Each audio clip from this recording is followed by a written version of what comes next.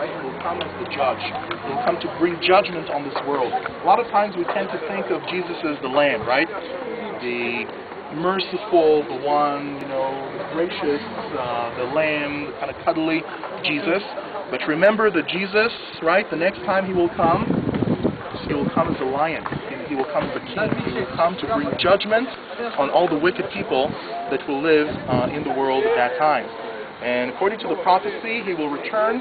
When he returns to Jerusalem, Jerusalem will change dramatically. There will be a massive earthquake that will split the city in two. And you remember that there will be a huge flow of water, a river of life that will flow in two directions, right? One towards the eastern region and bring back the Dead Sea back into life. And then the other river that will flow further west and towards the Mediterranean Sea. And so this is again a great joy really to remember that. And this really highlights what I had already shared with you this morning, that the great significance of Jerusalem is not in its ancient past, but more importantly, its glorious future. And we ought to remember that.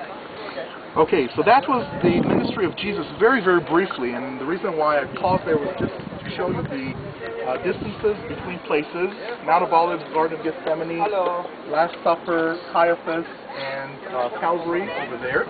Okay, so you see that it's basically in a fairly small area, close vicinity.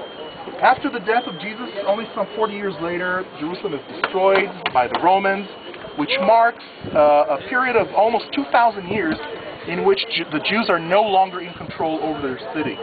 And conquerors came and went, first the Romans, then the Byzantines, then Muslims, who built all these buildings over there in the 7th and 8th centuries, then the Crusaders, then other Muslims, then the Turks, the British, and then finally, in 1948, in 1967, during the Six Days War, the Israeli military manages to conquer East Jerusalem and the Old City, and this marks really the current period of time in which Jerusalem is united under Israeli flag. You see the Israeli flag here, over there on top of that building, really above East Jerusalem.